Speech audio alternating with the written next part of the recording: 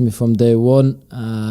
Obviously, I'd spoke to Wayne before I came here on Tegan, and he's lived up to his potential, and there's plenty of more of unlocked potential in him.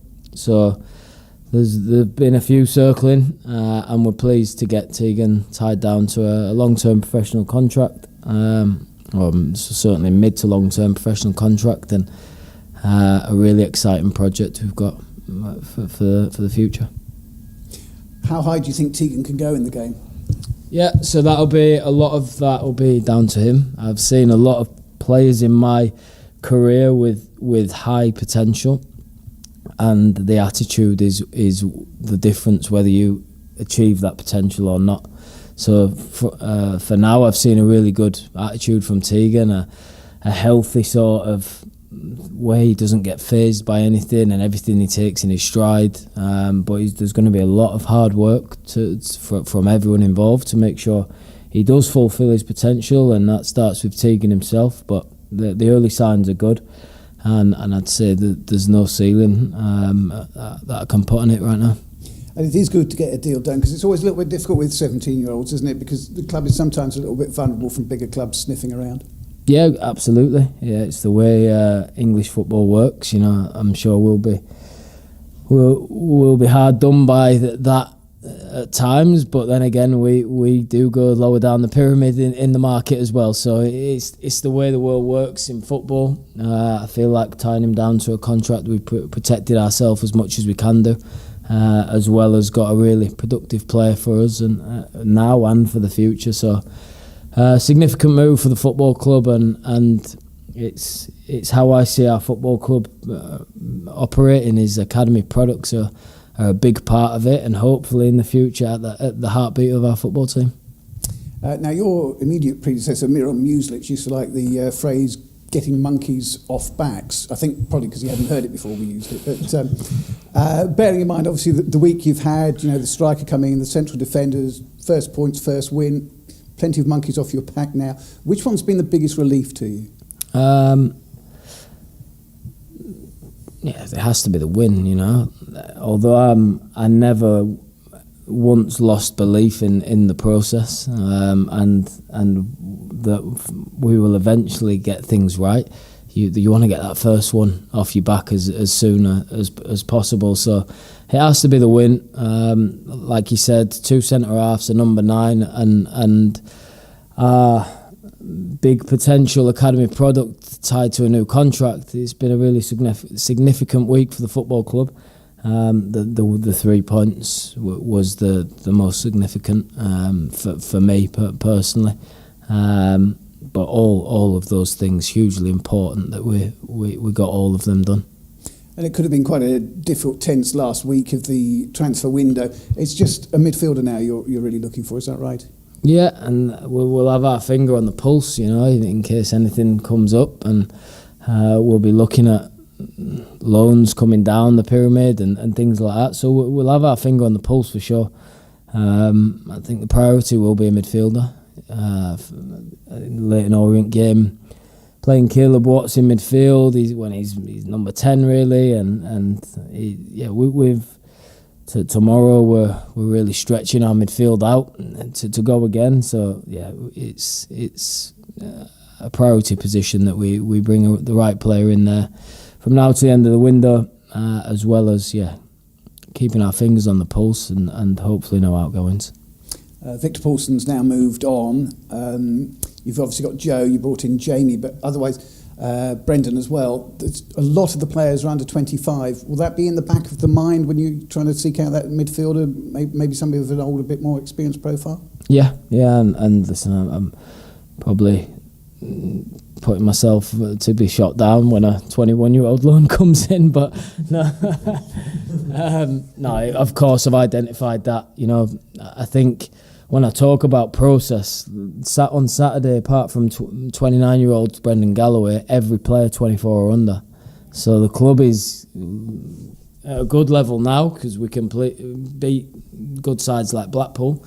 But the future, mid to long term, is in good shape because a young exciting squad. To have 10 players 24 or under is pretty incredible. So yeah, that midfielder we've highlighted someone who ideally has played a number of league games. I'm assuming Alex Mitchell is cup tied for tomorrow. How are you looking for central defenders? Is Brendan fit after Saturday? Yeah, so on this one, yeah, this one we're 99.9% sure. Now we're just doing our final checks that the cup tie rules have changed, so Alex Mitchell will be available for the game.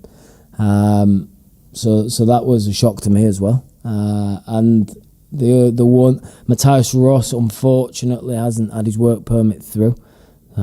Today being a bank holiday hasn't helped that situation, and we were waiting for the government to pass it, but it would have to be cleared by midday today, which isn't going to be the case with the bank holiday weekend. So Matthias Ross not available. Alex Mitchell is available.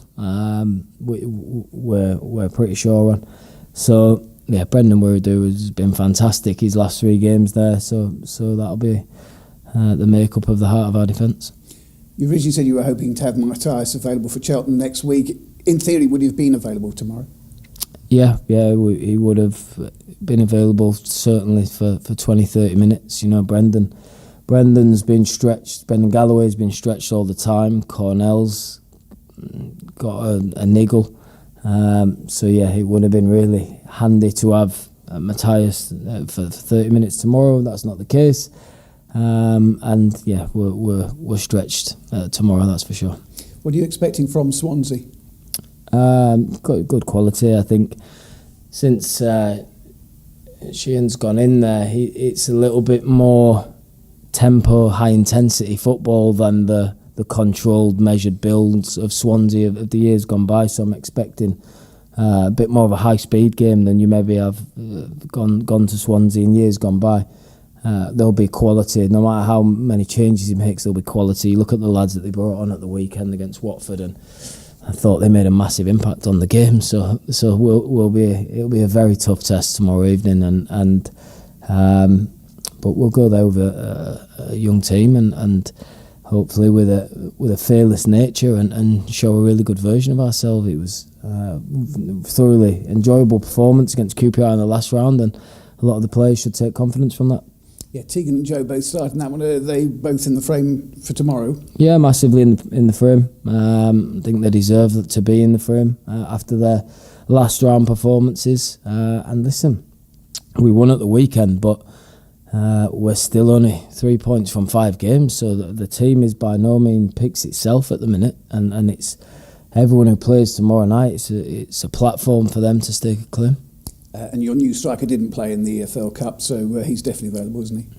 Yeah, and like I said, after this press conference, I'm going to go quadruple check cup tie rules.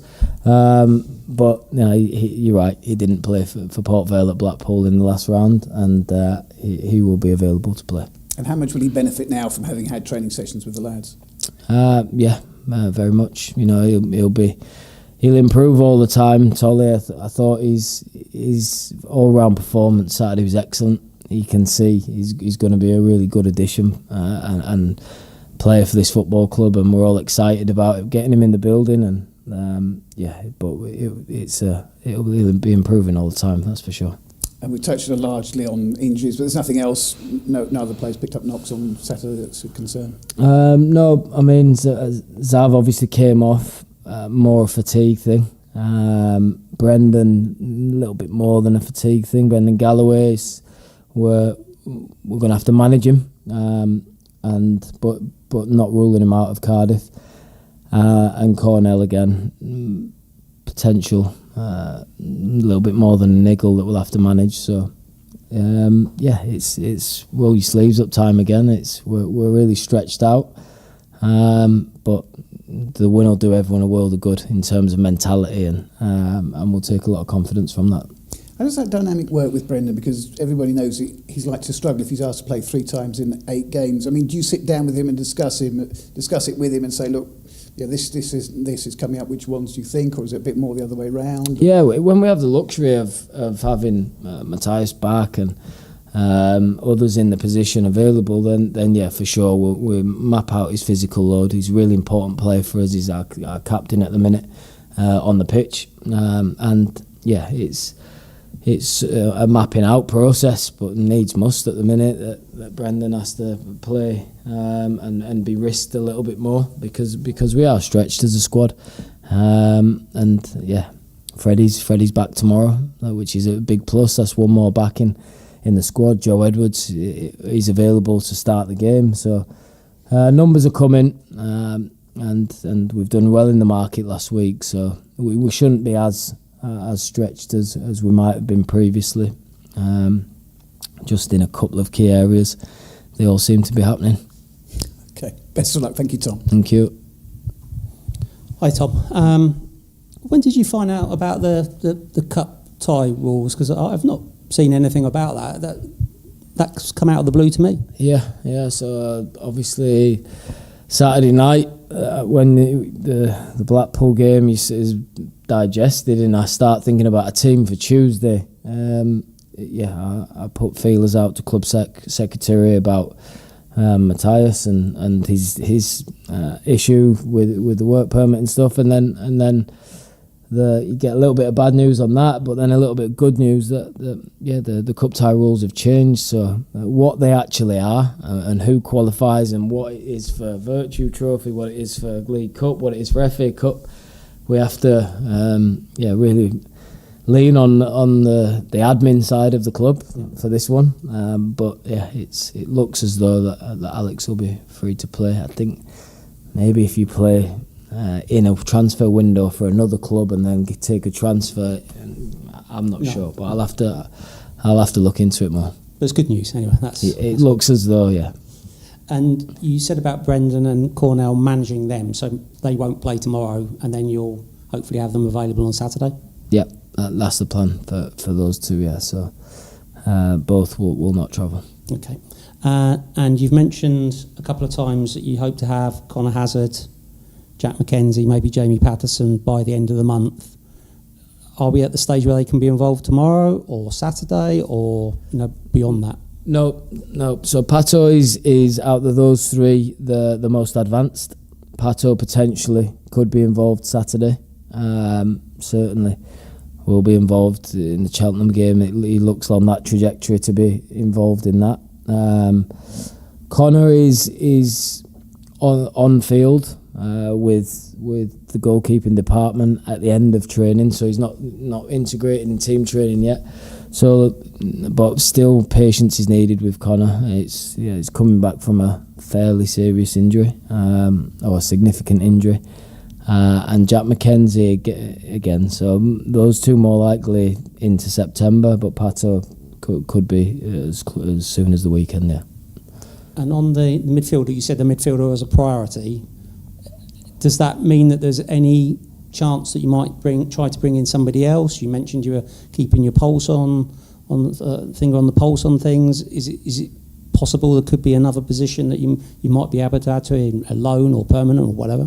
No, I mean we'll see what comes up, and if there's anything that's too good to turn down. I think once the midfielder comes in, the squad is pretty much complete, and then it'll be a conversation we have this week about do any of our young players go out on loan, and if they do we replace them with someone a bit more experienced? So those are conversations we'll have today, tomorrow, and then try and act upon that Wednesday onwards. Thank you. Good luck tomorrow. Cheers. Do you envisage Swansea a young side as well, a bit like QPR, or? No. I think they've got. QPR were struggling with injuries, and they couldn't risk anyone, so they went into more into the 21s. Now Swansea have got a bit more depth than that, so we expect a real strong test tomorrow night. And the news on Tegan's fantastic for local fans, isn't it? Absolutely, I think it's a real significant move. Shows us what we're trying to do. Okay, we're in a bit of a transition period, but throughout that, I think academy products should have always been an important part of the squad, of the club, and that it's a big move because it's probably a little bit more than just speculation around Tegan. There's been concrete interest. Concrete interest, right? I won't follow that up. And the other thing is, I know you're at the actual sort of centre of it all, but it's quite it's an exciting time for the club if you come away from it and observe. Really, I know we've had those defeats and they're well documented, but the other side of it is this thing that you've been banging on about since day one, is that, you know, medium to long term, it's a very exciting time, isn't it, for the club? Really? Yeah, I would like to think so, and that's exactly why I wanted to be part of this journey. You know, it's no one that thought it would happen overnight. You guys will probably tell me, but you're well into the teens of ins and outs in terms of, I think it was 13, 14 players in, 15, 16 out, if you include all the loan players that were here last year. New head coach, new recruitment team. New coaching team. Yeah, new coaching staff. So, yeah, but the age profile of the squad and people getting used to how we want to play, and it will flourish sooner rather than later. But it certainly is an exciting journey that we all want to be part of. And yeah, but like I said, we used the Leyton Orient case study the other day. They lost their first 4 games and ended up playoff final, and they're the kind of things that we want to keep belief in, that this long-term process will ultimately bring us success sooner rather than later. Brilliant. And the final one for me is that, you know, just because we won on Saturday, no given right again, is it? I mean, Swansea's a tough game, isn't it? Cardiff's, you know, it's going to be a tough week in Wales, full stop, isn't it? Swansea and then Cardiff. We're approaching a difficult period in terms of fixtures. You know, we've got the Virtue Trophy game in the middle of it, and no disrespect to Cheltenham, but on paper the other 4 games around that Cheltenham game are Swansea, Cardiff, Stockport, Luton. Now that is, and that's something else that we've maybe not mentioned, that until game 9 in the league we don't face anyone who finished bottom half last season. So we've either faced top half teams from last season, or Cardiff and Luton, who are in the Championship with us. Yeah, it's been an unbelievably tough fixture list that we were dealt. So yeah, I'm sure, along with us developing as a team, and then maybe a few easier fixtures on paper, we will hit good form. But there's no beating around the bush. It's a tough run of fixtures coming up. We're going to have to roll our sleeves up and dig in like we did on Saturday. I thought we defended our goal brilliantly well on Saturday without coming under too much pressure, and that's what we're going to need.